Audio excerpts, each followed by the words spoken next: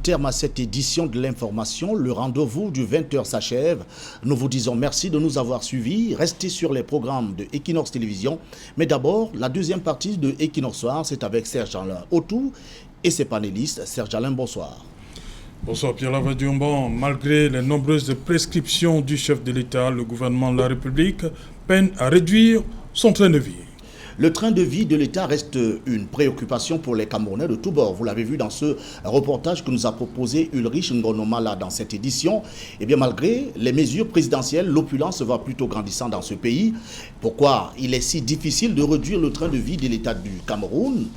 Nous essayons de comprendre, nous avons essayé de comprendre, et peut-être de l'autre côté, vous essayerez de mieux édifier les Camerounais pour qu'eux aussi comprennent à leur tour de quoi il en retourne. Voilà, c'est donc l'essentiel qui nous soit deuxième partie. Bonne soirée à vous, Pierre. Bonne soirée à vous et à vos invités. Bon week-end à vous également. Bon week-end, Serge Alain. Rendez-vous lundi 20h. Dans un instant, la suite qui nous soit, toujours en compagnie de nos invités, docteur Luisan Essomba, Abdoundam, Emmanuel Kounier et Jean-Claude Youth. Jean-Claude Youth, nous sommes sur cet élément. Beaucoup de Camerounais ont de la peine à croire, parce qu'on voit le nombre. Surtout, je préfère qu'on s'attarde sur le parc automobile, et c'est comme je l'ai dit, ce qui va avec les bons d'essence. C'est ça la préoccupation des Camerounais. Oui, c'est la préoccupation des Camerounais, c'est une bonne chose. Mais il y a aussi le fait que lorsqu'on a mis sur pied, le président de la République a mis sur pied les éléments de lutte contre la corruption et tout, vous savez aussi que si vous avez des responsables qui sont clochardisés, si vous avez des responsables qui n'ont pas le niveau par rapport à leurs interlocuteurs, ils le sont à la merci de la corruption. Lutter aussi contre la corruption était aussi mettre au même niveau, à un certain niveau, à un certain standing, les hauts responsables pour qu'ils n'aient pas envie d'envier le camp d'en face, le camp de l'autre côté. Bon, et de là, ils sont à l'abri et peuvent bel et bien appliquer les normes de l'éthique managériale. C'est très important. Maintenant, dans le cadre du parc automobile, le problème n'est même pas l'acquisition du véhicule. Si, par exemple, vous maintenez un véhicule longtemps, il va s'en suivre, par exemple, les coûts de maintenance. La maintenance, c'est une autre pirouette. Maintenir un véhicule, plus il est vieux, plus il est coûteux dans le cadre de la maintenance. Alors, certains ont eu à trancher en disant, si un véhicule est entretenu pendant 3 ans, voire une moyenne de 4 ans, et qu'il est relativement bien entretenu neuf, il n'engage pas beaucoup de charges dans le cadre de la maintenance. Donc, il peut aller au formatage et puis on peut passer à une nouvelle commande. Alors, celui qui a bien gardé le véhicule est aussi à même de pouvoir demander d'être le premier acquéreur dans le cadre d'une vente publique. C'est possible. Mais les bons de camion sont rationalisés aussi en fonction du travail qui est exercé, en fonction de la pénibilité du travail, en fonction de ce que le responsable a à faire. Je vous prends un exemple. Oui. Lorsque vous êtes une autorité administrative, oui. Par exemple un sous-préfet, si vous dites qu'il ne doit pas avoir un président conseil région, c'est encore grave parce qu'il a tout. C'est encore grave. Non, c'est-à-dire que je parle de territorialité. J'étais en train de vouloir parler de l'arrondissement. Oui. Non, restons au niveau de la région. Alors, au niveau de la région, vous voyez déjà que si c'est la région de l'Est qui est aussi vaste ou qui est l'une des régions territorialement plus vastes, elle doit être couverte. Oui. Alors, on vous dit qu'il y a quelque chose qui se passe dans telle région. Si vous êtes dans la région du littoral, non, vous avez choisi l'Est. Voilà. Restons à l'Est. Si vous avez refusé le littoral. Okay, restons à l'Est. À Bertois, à Batouri, oui. À Garoua-Boulaye, et ainsi de suite, c'est des distances assez importantes. Oui. Et en termes de véhicule, il faut quel type de véhicule? Il faut un véhicule 4x4, parce qu'en réalité, le réseau routier oui. N'est pas aussi dense et meilleur, bitumé partout. Oui. Donc, il y a des endroits où, d'une manière ou d'une autre, vous allez quitter le Donc, réseau. vous êtes d'accord que pour ce type... il faut, pour cette fonction-là, il faut un type de véhicule particulier. Oui. Un 4x4. Oui, un 4x4. Oui. Sinon, vous ne pouvez pas être présent. Les berlines se cassent immédiatement, ne vont pas là. Okay. Si vous avez des routes en terre, en saison pluvieuse... Bon, il n'a que ce 4x4-là. Justement, j'ai suivi des gens essayer de dire on trouve un responsable qui a 4 voitures. Non, le responsable n'a pas souvent 4 voitures. Donc, mais oui. Il a un véhicule. Oui, par exemple. Oui. Et il entretient bien 3 ans plus tard, qui est passé au reformatage, il a la possibilité de pouvoir obtenir un autre véhicule. Et peut-être que il a gardé le précédent. Si il a passé 3 années, plus de 3 années par exemple, il est peut-être à 6 ans, il peut se retrouver qu'il a dans son parc, mais c'est toujours des véhicules de l'État, 2 véhicules. Je ne sais pas si vous voyez. Et les uns et les autres vont commencer à dire il a 2 véhicules. Non, c'est pas comme ça. Et au sens d'amortissement comptable, le premier véhicule est déjà amorti. Donc, conclusion, ce n'est pas ce véhicule-là qui doit répondre aux charges fonctionnelles du budget. C'est du coup cela qu'il s'agit. Et les bons de carburant sont définis en fonction de la représentativité. Vous voyez par exemple dans une région, vous devez couvrir et il y a des cérémonies un peu partout dans vos régions. Il faut être auprès des populations, il vous faut un véhicule. Ce n'est pas dans les transports en commun. Honnêtement, n'imaginons pas que nos très hauts responsables, nous serons les premiers à les narguer. J'ai vu des images où les gens ont dit mais on a vu une autorité administrative sur une moto. Les gens tombaient de nu. Donc, ça voudrait dire que ce n'est pas là où nous devons dire qu'on est forcément en train d'optimiser. Mais on est en train de dire tout simplement que s'il y a des bons de carburant et il y a des véhicules, la proximité, le management, la gouvernance de proximité nécessite que ces autorités-là soient présentes, soient près de ces populations. À chaque fois, il y a quelque chose qui s'est passé, vous voyez directement les autorités qui s'amènent et sont présents. C'est parce qu'ils ont cette mobilité, cette possibilité de se mouvoir.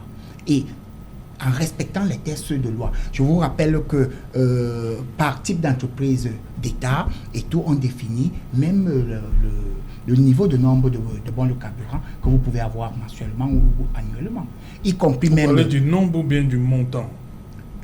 Le montant est une conséquence de ce qu'on a défini. Oui. On peut par exemple dire que vous avez droit à 1000 litres. Oui. Et 1000 litres, on peut convertir ça par ceci. Ça peut vous donner donc maintenant, vous vous retrouvez avec des bons de 10 000, de 5 000, de 3 000. Et je ne sais pas si vous voyez. Donc, c'est une conséquence tout simplement. Mais on peut vous dire que vous avez droit par exemple à 500 litres. Vous pouvez avoir droit à 200 litres, à 100 litres, ainsi de suite. Et de là, ça va définir le nombre de bons de carburant en fonction des bons, soit de 10 000, soit de 5 000 ou de 3 000 francs. Mais ici, c'est là où on doit optimiser en disant maintenant que est-ce que le travail qui est prévu est fait? Est-ce que la proximité, cette mobilité, cette représentativité de nos dirigeants, est-ce que ces véhicules-là font effectivement ce travail-là? C'est là où l'État est aussi en train d'optimiser en disant, par exemple, vous vous souvenez que il y a certains déplacements qui commencent à être dit, non, ceci ne relève pas des missions de votre fonction. Alors, dans ce cas, vous n'avez pas droit d'utiliser la voiture de fonction ou bien la voiture de service. Docteur Lisan Isomba, on parle des véhicules, des fonctionnaires ont beaucoup de véhicules, il y a des chauffeurs, il y a les bons de carburant. Ça scandalise un certain nombre de personnes. C'est à l'entour, aucun Camerounais sérieux ne va tolérer que nos autorités ou nos personnalités vivent dans l'indigence. Personne ne va le tolérer. Mais c'est l'excès qui nuit. Parce que je vais prendre un exemple simple. Vous avez les autorités administratives qui ont 3 véhicules. Un véhicule pour la parade, un véhicule pour aller au bureau et un véhicule pour les tournées. Voilà. Ça fait 3. Parce que tout à l'heure, il semblait... voilà une réalité. Voilà, ils ont 3 véhicules. Cela veut donc dire que c'est jalé autour. À partir de là, on peut rationaliser. On peut ramener tout cela à 2 véhicules. Cela fait une économie parce que je suis un peu surpris. Je sais que M. Rita souvent clévera, mais je ne sais pas pourquoi sur ce sujet. Si déjà le chef de l'État, le Premier ministre, monte au créneau pour dire il faut réduire le train de vie de l'État en prenant un certain nombre d'actes, moi je pense que celui qui défend les intérêts du RDPC sur ce plateau devait justement soutenir cela. Et peut-être encore, moi je m'attendais... Non, je ne suis pas en train de combattre. J'ai dit tout simplement que amenons les uns les autres. Non, tu veux justifier. Non, tu veux amenons les uns les autres à comprendre. Même lorsqu'on veut rendre compressible, c'est parfois difficile. C'est genre tout. Il faut que le président de la République, au-delà du discours prenne d'autres actes forts. Et les actes forts, c'est un bon décret qui fixe et détermine tous ces avantages-là. C'est-à-dire qu'on ne peut pas tolérer qu'une seule personnalité ait 2 millions de carburant. Voilà. Parce que là encore, même si c'est un avion qu'il a, ça ne peut pas... Et c'est pas moi, hein, c'est le mois. Dites-moi, 2 millions de carburant 2 millions à consommer par mois, mensuellement. Mais même s'il venait, il partirait de la France pour ici, en consommant du carburant, cela ne s'expliquerait pas. Et c'est en cela que cela devient le goulot d'étranglement, justement, de cette affaire, où on se rend bien évidemment compte que dans les lignes, ou du moins les avantages qui sont dus à ces personnalités-là, beaucoup plus, vous avez cité tout à l'heure, par jour, vous avez restitué la somme que pour eux. C'est normal parce que, voilà, c'est normal parce que, écoutez, les ministres reçoivent par jour beaucoup de personnes qui viennent. Et lui me disait, si tu vas chez un ministre, tu vas dire que, mais, Excellence, monsieur le ministre, je suis en train de rater, est-ce qu'il n'a pas de carburant? Ils ont de l'argent pour tout cela.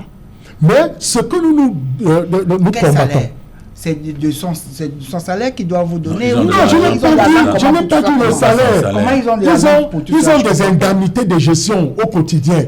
Ils l'ont. C'est prévu dans les tests. Ils l'ont.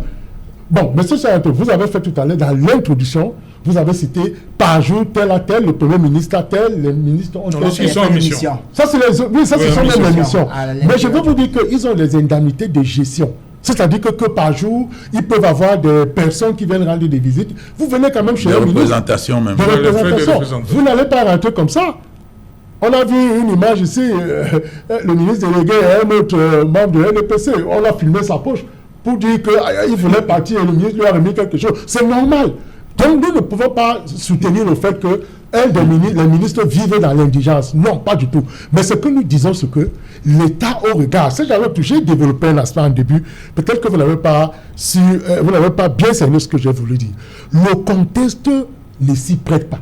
C'est-à-dire qu'en réalité, dans un contexte de crise sanitaire et de crise sécuritaire, on devait davantage réduire le train de vie de l'État. Et quand on parle au train de vie de l'État, c'est pas... On ne va pas exclure l'aspect de l'investissement, mais c'est beaucoup plus l'aspect du fonctionnement. Et c'est à ce niveau-là qu'on trouve justement qui permettent justement que l'argent de l'État puisse engloutir. Et le président de la République l'a dit. Pourquoi réduire le train de vie de l'État? D'abord pour une question stratégique d'économie. C'est-à-dire qu'il faut économiser et peut-être renvoyer cet argent dans d'autres structures, dans d'autres investissements qui peuvent davantage servir d'utilité publique. Voilà. Emmanuel Kounié, cet argent, vous avez des cas, des personnes qui... Non, je voudrais dire que nous avons parlé depuis, mais il faut le dire, et peut-être, on dit le moyen haïssable, mais il y a des moments où, quand quelque chose est particulier, dans un contexte particulier, peut-être faudrait-il le relever. Le professeur Maurice Kamto, qui est le président du MRC, a été dans ce gouvernement de Inoni Ephraim. Il a refusé le véhicule de service. Il a utilisé son véhicule pendant tout son séjour dans le gouvernement. Il a refusé les bons de carburant. Je dis qu'il a refusé le véhicule. Il a refusé les bons de carburant. Est-ce qu'il est obligé de tout refuser? Parce que il peut choisir. Laissez-le dérouler d'abord. Comment il n'a pas refusé les bons de carburant? Je vous dis, il s'agit de réduire. On n'a pas dit qu'il faut annuler. Mais il a refusé le véhicule de service. Il a utilisé son véhicule qui était d'ailleurs un véhicule d'occasion pendant tout son séjour dans ce gouvernement. Il a d'ailleurs le même véhicule aujourd'hui. Attendez, je dis qu'il a le même véhicule. Je ne sais pas de quoi vous parlez. Je ne sais pas si vous connaissez. Je ne sais pas si vous l'avez déjà vu. Je ne sais pas si vous savez même de qui vous parlez. Mais je voudrais vous dire qu'il a refusé le véhicule de service pendant tout son séjour. Et aujourd'hui, il utilise le même véhicule qu'il utilisait quand il était dans le gouvernement. Et c'était un véhicule de seconde main. Et je peux même vous dire qu'il a refusé même le logement de fonction. Il a préféré habiter dans sa maison. Donc c'est pour vous dire que ce n'est pas tout le monde qui est dans la gabégie que vous voulez nous exposer là. Il faut comprendre qu'il y a d'autres Camerounais qui pensent autrement. Et il était dans ce gouvernement de Inoni Ephraim qui était un gouvernement de mangeurs, comme je l'ai dit au début. Puisque le président de la République a dit qu'il n'y avait que 10 ministres et que tout le reste était des gens anoblis, des personnes qui voulaient anoblir. Donc comprenez que ce pays n'est pas fait que des gens comme vous, ou bien des gens qui sont comme ceux que vous êtes en train de citer là, ils vont aller par-ci, ils vont aller par là. On peut faire des sacrifices. Et c'est ce qu'on demande à tout le monde de faire. Et c'est pour ça que j'ai dit qu'il faut un décret, par exemple, je prends un exemple, pour que certains frais, comme a dit le docteur Luison, que certains frais disparaissent. Par exemple, les frais de commission des marchés dont on a parlé tout à l'heure, c'est énorme. C'est énorme et c'est une poignée de personnes qui bénéficient de tout cela. Si vous avez 300 000 fonctionnaires, vous aurez peut-être moins de 5 000 fonctionnaires qui sont dans cette situation. Et puis, ces 5 000 fonctionnaires risquent de toucher plus que 100 000. Je vous rappelle que grâce à cette commission interne de passation des marchés, on a pu réduire le taux de corruption des mauvaises. Non, on n'a jamais réduit le taux. On n'a jamais les marchés fictifs. Aujourd'hui, on se retrouve plutôt dans une situation où on dit sous-consommation du budget d'État parce qu'en réalité, les uns et les autres ont compris qu'il n'est plus facile de pouvoir voler dans le cadre de la commande. N'inventez pas ce que vous dites. Cette affaire est une très bonne chose. Je voudrais vous dire que je ne vois pas d'où vous voyez l'augmentation du train de vie de l'État. Vous voyez par exemple la composition du commission interne de passation des marchés. C'est moi qui ai la parole. Il y a des représentants de plusieurs administrations. C'est moi qui ai la parole. Pour rendre indépendant cette commission. Je voudrais vous dire alors, lorsqu'ils viennent s'asseoir dans le cadre de leurs intelligences, certains ont des déplacements. Okay. Je dis qu'ils ont des frais de commission qui sont énormes, qui sont souvent 2, 3, 4 fois leur salaire. Ce n'est pas normal que des gens qui sont recrutés, qui ont une grille de salaire précise, quand ils trouvent leur salaire multiplié par 4 parce qu'ils sont dans une commission. Ça, c'est un privilège anormal. Il y a 125 000, il y a 115 000, il touche combien par mois? Il touche combien par mois? Vous parlez des fonctionnaires à deux? Ils sont à 100 000. Ce ne sont pas les fonctionnaires à deux qui sont dans les commissions, forcément. Ce n'est pas ces fonctionnaires à deux qui sont dans les commissions. Les commissions sont réglementées par un test. Mais écoutez, moi, ce monsieur est venu bavarder ici. Moi, je ne sais pas. Par éducation, vous devez quand même vous taire. Vous êtes un perroquet. Mais c'est pas possible ça. Non, vous dites n'importe quoi. Attends, raconte toi. Non, tu ne connais rien. Moi, je savais. J'ai 23 ans dans l'administration. Je ne sais même pas d'où tu sors. Tu as travaillé depuis combien d'années?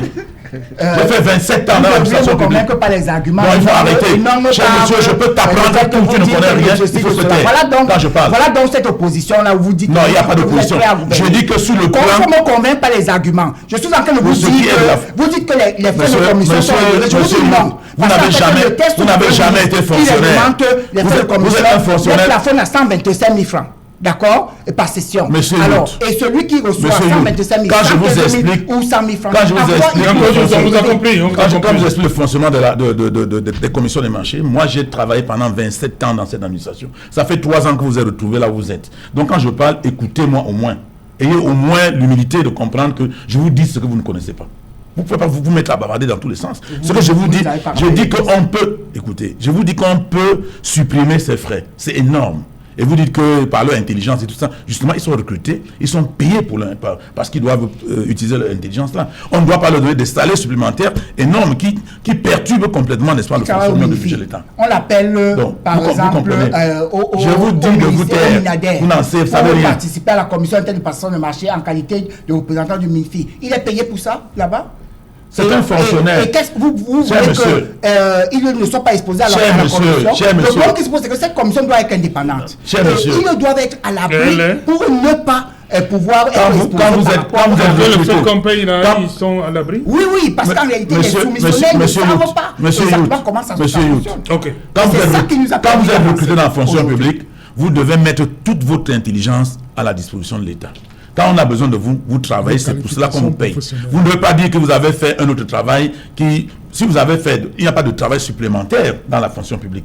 Quand vous avez fait un travail qui rentre dans le cadre du service normal, vous devez percevoir votre salaire. Tout ce que vous inventez là, c'est de la gabégie. La fonction de membre d'une commission interne de passation des marchés est gratuite. Mais ils peuvent prétendre à des indemnités de présence. Mais je vous informe qu'ils ont permanemment des frais qu'ils perçoivent, les frais de commission qui vont au-delà de 100 000 francs par commission. Et ce n'est pas normal. Tout cela crève les ressources de l'État et il faudrait réglementer cela pour que cela ne se passe pas. C'est réglementé déjà. Non, il faut déréglementer donc. Il faut déréglementer, on a besoin d'une déréglementation pour ce type de situation. Merci. Abdoundam, vous avez dit d'entame que c'est un problème culturel, mais je crois qu'il faut quand même un texte. Bien évidemment. Pourquoi? Parce que l'efficacité d'un texte fait sens lorsque le texte se repose sur une assise qui a été préparée. Oui. Voilà pourquoi donc, pour que ça soit davantage efficace, il faudrait que l'on procède dans une approche combinatoire, dans un éclectisme, dans un enchevêtrement de solutions, c'est-à-dire quoi? A priori, préparer les citoyens afin qu'ils soient des citoyens patriotes. De deux, mettre sur pied des dispositions légales fermes. Les deux cumulés, vous verrez donc que ça va produire des effets de réalité. Mais alors, si on met davantage l'accent sur le pan juridique, sans une préparation mentale, ça sera comme le phénomène de la lutte contre la corruption, où il y a autant de normes, de dispositions légales très dures et sévères. Pour autant, est-ce que ça décourage les autres à corrompre ou encore à détourner? C'est là le nœud gordien, c'est la nuance que je voulais apporter. Je dis oui, ça a été efficace ailleurs au Burkina Faso parce que on a préparé le peuple à se sacrifier. Pourquoi? Parce que, en réalité, monsieur Otto, quelle est la nécessité de réduire le temps de vie de l'État? C'est pour que l'État puisse se développer. Et aujourd'hui, monsieur Otto, nous avons basculé de l'État-providence à l'État entrepreneurial. L'État aujourd'hui est un État entrepreneurial, c'est-à-dire quoi? L'État, à travers son ingéniosité, met sur pied des structures et des entreprises susceptibles de générer des fonds. À partir de ce moment, donc, s'il réduit le temps de vie de l'État, peut permettre de cumuler certains fonds pour créer ce qu'on appelle en économie les effets multiplicateurs et booster notamment le PIB de l'État du Cameroun. Ça sera la bienvenue. Mais pour qu'on y arrive, monsieur Otto, c'est la combinatoire d'une part, d'une préparation psychologique, mentale, culturelle, que les Camerounais soient prêts à se sacrifier pour l'avenir de mettre sur pied un mécanisme juridique, un arsenal juridique dur et veiller à son application. Parce qu'une chose n'est pas de voter la loi ou encore de signer un d'écriture, mais c'est de veiller à son application. Okay. Parce que la règle de droit est générale et impersonnelle. Merci Abdounda, merci à vous, Dr Luisan Essomba. C'est moi. Merci à vous également, Jean-Claude Diout. Le Rassemblement démocratique du peuple camerounais vous remercie. Merci à vous, Emmanuel. Merci de nous donner la parole pour défendre la Renaissance. Ok, merci. Et monsieur Otto, je salue pour l'occasion pour saluer la tournée du sultan roi de Bamou, sa tournée européenne qui est en train de prendre corps dans ce moment-ci. Donc il est en pleine tournée européenne. Je salue sa tournée et que la communauté de Bamou qui est à l'étranger puisse davantage accueillir le roi de Bamou. Là, il n'y a pas de problème. Il n'y a pas de problème. Il a parlé de son chef, de son souverain. Ah, ok. Merci. Parce qu'on mélange tout.